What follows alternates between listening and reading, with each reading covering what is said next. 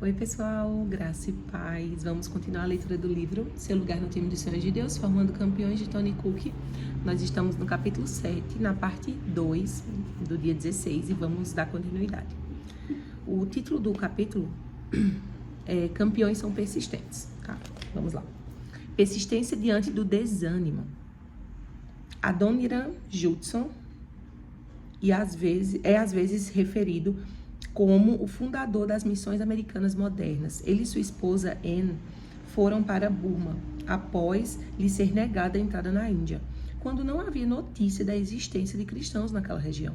6 anos horrivelmente difíceis se passaram antes de Judson ver uma única decisão por Cristo. E em seus primeiros 11 anos foram apenas 20 conversões. Contudo, Judson perseverou. Ele disse: não sairei de Burma até que a cruz esteja plantada para sempre. A despeito de torturantes 19 meses na prisão, Judson perseverou. Ele estava tão compromissado com sua missão que escreveu à Inglaterra: peçam às igrejas para terem paciência. Se houvesse aqui um navio para me levar a qualquer parte do mundo, eu não deixaria o campo. Digam aos irmãos que o sucesso é tão certo quanto a promessa de um Deus fiel para fazê-la. Após 38 anos em Burma, Judson havia evangelizado a nação e traduzido a Bíblia Sagrada para o idioma birmanês. Algum tempo após sua morte, um censo governamental registrou 210 mil cristãos na nação.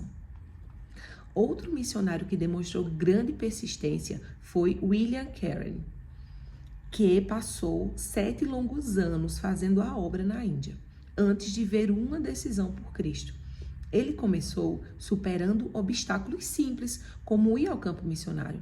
Em um congresso de ministros, um pregador mais idoso disse a Carey: jovem, sente-se.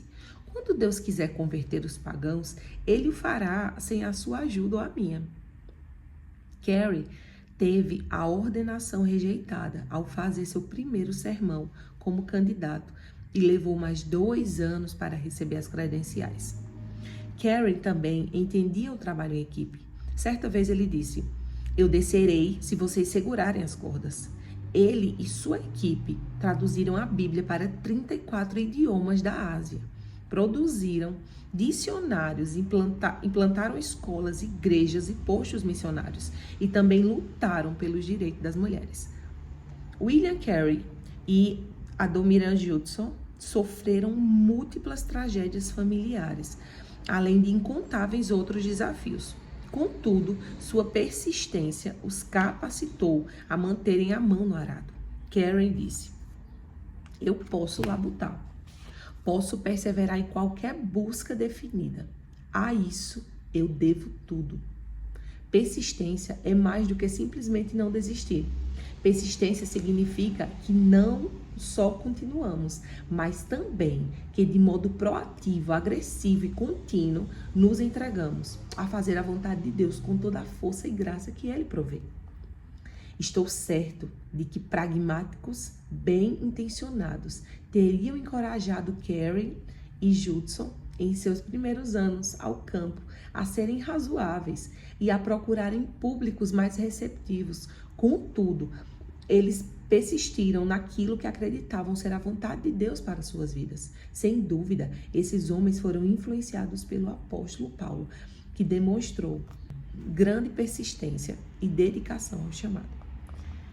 E não nos cansemos de fazer o bem, porque a seu tempo ceifaremos, se não desfalecermos. Por isso, enquanto tivermos oportunidade, façamos o bem moralmente a todos, não apenas lhes sendo úteis ou proveitosos, ou também fazendo o que é pelo seu bem e vantagem espiritual, mas principalmente aos da família da fé, aqueles que pertencem à família de Deus com vocês, os cristãos.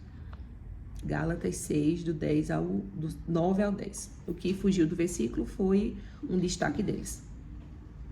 Paulo sabia haver uma tendência, e às vezes até uma boa razão, para desanimar e ficar fadigado. Ainda assim, ele encorajou os cristãos a manterem uma corajosa persistência e os assegurou que há uma recompensa para permanecer no caminho. Persistência diante do trivial. Frequentemente ouvi pessoas expressarem frustração por não sentirem que sua atribuição no corpo de Cristo é tão empolgante ou gratificante quanto a de outros.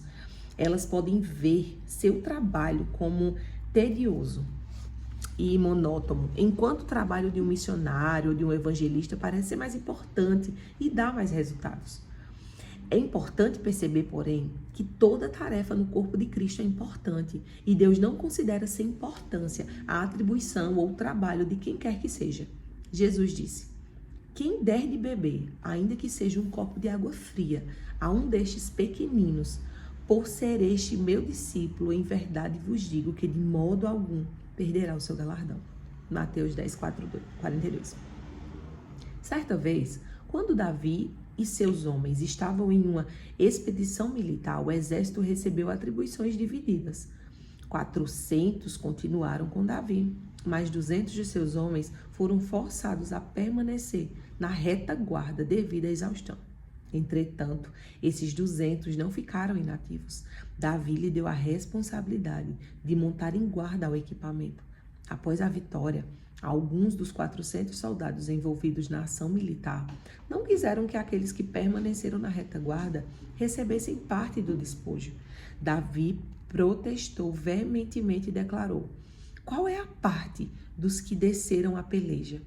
Tal será a parte dos que ficaram com a bagagem. Receberão partes iguais. 1 Samuel 30, 24.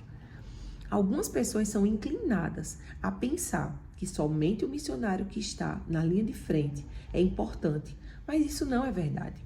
Se você digita cartas, faz a contabilidade ou limpa os tapetes, saiba que o que você faz é importante no reino de Deus. Seja persistente e constante em fazer seu trabalho com excelência. Guarde o conselho de Paulo: sede firmes, inabaláveis e sempre abundantes na obra do Senhor, sabendo que, no Senhor, o vosso trabalho não é vão. 1 Coríntios 15, 58. Em outras histórias do Antigo Testamento, os inimigos do povo de Deus cometeram um grande erro de cálculo. Tendo perdido uma batalha contra os israelitas, os conselheiros do rei da Assíria disseram: seus deuses são deuses dos montes, por isso foram mais fortes do que nós. Mas pelejemos contra eles em planície, e por certo seremos mais fortes do que eles. Isso está em 1 Reis 20, 23. Quando a Síria estava pronta para atacar o povo de Deus usando sua nova estratégia, Deus lhe havia reservado uma surpresa. Chegou um homem de Deus e falou ao rei de Israel e disse: assim diz o Senhor. Portanto, os sírios disseram: o Senhor é Deus dos montes e não dos vales. Toda esta grande multidão entregarei nas tuas mãos, e assim sabereis que eu sou o Senhor. 1 Reis 20, 28. Os sírios pensaram que Deus era geograficamente limitado, que ele era restrito em sua capacidade de libertar seu povo. Eles pensaram que o Deus de Israel era apenas um Deus dos montes, mas Deus quer que saibamos que ele é o Deus dos montes, das planícies e dos vales. Com isso, se aplica a nós no tocante a sermos campeões para Deus. Como isso se aplica a nós no tocante a sermos campeões para Deus? Em sentido figurado, os montes representam os pontos altos da nossa vida, as experiências mais elevadas, os momentos em que nos sentimos como se estivéssemos no topo do mundo. Porém, Deus não está conosco somente quando estamos no topo de tudo. Ele é também o Deus das planícies. Metaforicamente, as planícies se referem ao que consideramos serem os aspectos rotineiros, comuns, cotidianos da vida. Richard J. Foster disse: a descoberta de Deus está no cotidiano e no comum, não no espetacular e no heróico. Se não conseguirmos encontrar Deus na rotina do lar, do trabalho, não encontraremos de modo algum. Deus está tão interessado nas planícies da vida quanto nos montes.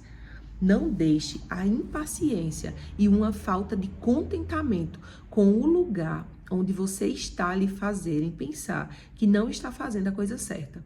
O gramado do vizinho não é mais verde que o seu. O que John Burroughs disse, é o que acontece muitas vezes. O engodo do distante e do difícil é enganoso. A grande oportunidade está onde está. Sou grato por meus pulmões não haverem decidido que estão entediados, porque tudo que fazem o dia inteiro é inspirar e expirar. Isso pode não parecer muito empolgante para os pulmões, mas sou muito grato por eles continuarem fazendo. De semelhante modo, pode haver algumas coisas que fazemos na vida que não pareçam tremendamente empolgantes, mas constância e persistência são bons atributos, mesmo que estejamos persistindo em algo que, às vezes, pareça ser trivial. Aqui a gente conclui a parte 2 do livro, do capítulo 7, e amanhã nós damos continuidade para concluir o capítulo 7.